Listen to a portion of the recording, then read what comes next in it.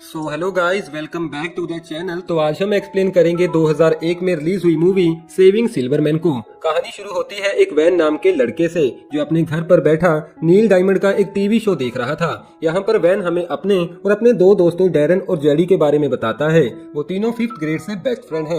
Van बताता है कि जेडी बचपन से ही पढ़ाई में कुछ खास नहीं था और डैरन सिल्वरमैन बचपन से ही काफी रोमांटिक टाइप का है, लेकिन उसे अभी तक अपने लिए कोई खास लड़की नहीं मिली। इसके साथ ही वैन ये भी बताता है कि हाई स्कूल में पहुंचने के बाद भी हम तीनों बेस्ट फ्रेंड थे और यहाँ पर भी जेडी और डैरन की हरकतें बिल्कुल भी नहीं बदली थी। लेकिन हाई स्कूल में डैरन एक सैंडी नाम की लड़की को काफी पसंद करता था, लेकिन ये बात उनके स्कूल के कोच को बिल्कुल भी पसंद नहीं थी और वो हमेशा लड़कों को लड़कियों से दूर रहने के लिए बोलता था। इन सब के बाद वैन बताता है कि अब हम काफी बड़े हो चुके हैं और हमारी हरकतें भी काफी सुधर चुकी हैं। जेडी अब एक सबवे में असिस्टेंट मैनेजर का काम करता है और डैरन एक रिटायरमेंट होम में सोशल डायरेक्टर का काम करता है। इन सब के बाद बारी आती है मेरी। मैंने खुद का अपना एक बिजनेस शुरू किया है, लोगों के घरों में से जंगली जानवरों को निकालने का बिजनेस। लेकिन इसमें मुझे काफी सारी मुश्किलों का सामना करना पड़ता है, लेकिन इन सब के बाद भी हम तीनों में एक चीज कॉमन है और वो है नील डायमंड के लिए हमारा प्यार। और उनसे इंस्पायर होकर हमने खुद का एक बैंड भी शुरू किया है। अब इस बैंड शो के दौरान डैरन लोगों में खड़ी एक लड़की की तरफ काफी अट्रैक्ट हो जाता है और शो खत्म होने के बाद डैरन उस लड़की से बात करने की कोशिश भी करता है, लेकिन उस लड़की का पहले से ही एक बॉयफ्रेंड है। जिसके बाद वो तीनों एक रेस्टोरेंट में खाना खाने के लिए चले जाते हैं। यहाँ पर डैरन वैन और जेडी से कहता है कि इस लड़की ने भी मुझे रिजेक्ट कर दिया, तो मुझे नहीं लगता इस दुनिया में मेरे लिए कोई लड़की बनी है। और वो लड़की जिसे मैं प्यार करता था वो सालों पहले मेरी जिंदगी से जा चुकी है और वो थी सैंडी, जिसकी फैमिली एक सर्कस में काम करती है। इससे पहले कि मैं उसे कुछ कह पाता वो ये सिटी छोड़कर चली गई। तभी उस रेस्टोरेंट में एक ब्यूटीफुल लड़की की एंट्री होती है। वैन डैरन से कहता है कि तुम्हें जाकर उस लड़की से बात करनी चाहिए। डैरन के तैयार ना होने पर वैन खुद जाकर उस लड़की से बात करता है, लेकिन वो लड़की कहती है कि मुझे तुम्हारे दोस्त के साथ बात करने में बिल्कुल भी इंटरेस्ट नहीं है। मगर वापस आने के बाद वैन डैरन से झूठ बोलता है कि वो लड़की तुमसे बात करना चाहती है। डैरन जैसे ही उस लड़की के पास जाता है तो वो लड़की डैरन को बताती है कि तुम्हारे दोस्त ने तुमसे झूठ बोला है, मैं तुमसे बात नहीं करना चाहती। जिसके बाद डैरन वापस अपने दोस्त के पास चला जाता है, लेकिन वो अपनी बियर की बोतल उस लड़की के टेबल पर ही भूल जाता है। जिसके बाद एक और आदमी आकर उस लड़की के साथ फ्लर्ट करने की कोशिश करता है। थोड़े टाइम बाद डैरन अपनी बियर बोतल को लेने के लिए उस लड़की के पास वापस आता है। अब उस दूसरे लड़के से पीछा छुड़ाने के लिए वो लड़की डैरन को अपना बॉयफ्रेंड बना लेती है और उस लड़के के जाने के बाद डैरन उस लड़की से अपनी पहली वाली गलती की माफी मांगता है। यहाँ पर उस लड़की को डैरन काफी अच्छा लगता है। जिसके बाद उन दोनों में बातचीत शुरू हो जाती है। वो लड़की डैरन को अपना नाम जूडिथ बताती है। उन दोनों को साथ में देखकर जेडी और वैन काफी खुश होते हैं। अब पूरे 6 हफ्तों के बाद हम डैरन और जूडिथ को एक साथ देखते हैं। उन दोनों का रिलेशनशिप काफी टाइम पहले ही शुरू हो चुका था और अब डैरन जूडिथ के करीब आने की कोशिश करता है, लेकिन जूडिथ एक रोमांटिक किस्म की लड़की नहीं थी और वो ये सब कुछ इतनी जल्दी नहीं करना चाहती थी। डैरन एक इनोसेंट और सेंसिटिव लड़का है, तो वो जूडिथ की इस बात को मान जाता है। कुछ दिनों बाद डैरन जूडिथ को लेकर वैन के घर पर आता है, क्योंकि वो जूडिथ को जेडी और वैन से मिलवाना चाहता था। लेकिन जूडिथ को वैन और जेडी के रहने का और खाने का स्टाइल बिल्कुल भी अच्छा नहीं लगता, क्योंकि जूडिथ काफी मॉडर्न टाइप की लड़की है। यहाँ पर जेडी गलती से जूडिथ के कपड़े खराब कर देता है, जिससे नाराज होकर जूडिथ डैरन को लेकर वहाँ से वापस आ जाती है और डैरन से कहती है कि मैं नहीं चाहती कि तुम दोबारा अपने उन दोस्तों से मिलो।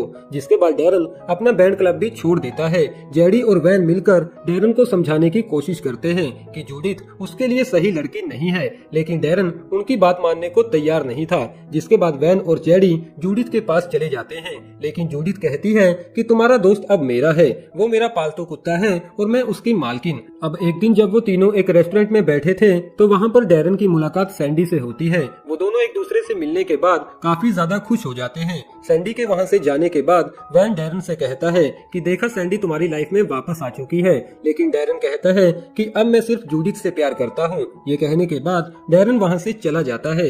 अब एक दिन डैरन के घर पर डैरन और जूडिथ की एंगेजमेंट पार्टी चल रही थी, जिसमें जूडिथ ने वैन और जेडी को इनवाइट नहीं किया था, तो वैन और जेडी मिलकर उनकी ये पार्टी खराब कर देते हैं। इन सब के बाद वैन और जेडी जूडिथ को किडनैप करने का प्लान भी बनाते हैं और एक रात जब डैरन घर से बाहर था तो वो दोनों मिलकर जूडिथ को किडनैप किडनैप कर लेते हैं, जिसमें उन्हें काफी ज्यादा मुश्किल भी आती है। वापस घर आने पर डैरन को जूडिथ का एक लेटर मिलता है जिसमें लिखा था कि मैं तुम्हें छोड़कर जा रही हूँ। दरअसल ये लेटर वैन ने वहाँ पर छोड़ा था।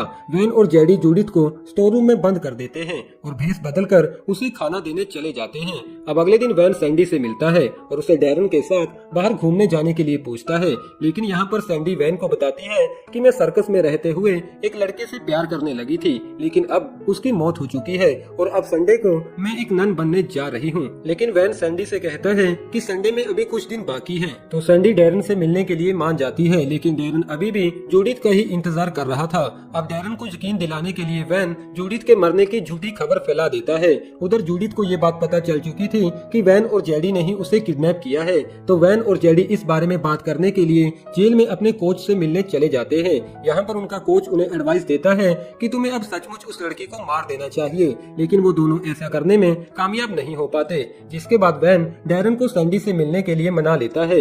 यहाँ पर डैरन सैंडी की कंपनी को काफी ज्यादा एंजॉय करता है। उधर जूडिथ जेडी को बेवकूफ बनाकर वहाँ से भागने में कामयाब हो जाती है, लेकिन पुलिस स्टेशन पहुँचने से पहले ही वैन जूडिथ को फिर से पकड़कर वापस ले आता है। उधर डैरन और सैंडी अब एक दूसरे को डेट करने लगे थे। वैन जूडिथ को खाना देने स्टोर रूम में चला जाता है। यहाँ पर वैन जूडिथ से कहता है कि मुझे नहीं लगता तुम एक ऐसी लड़की हो जिसे डैरन जैसे सेंसिटिव लड़के पसंद होंगे।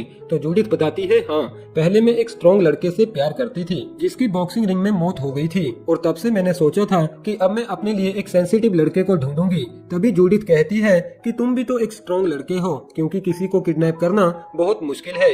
जिसके बाद वैन जूडिथ की तरफ अट्रैक्ट होकर उसे किस करने लगता है, लेकिन तभी उनके घर पर उनका कोच आ जाता है, क्योंकि उसकी अब जेल से रिहाई हो चुकी थी।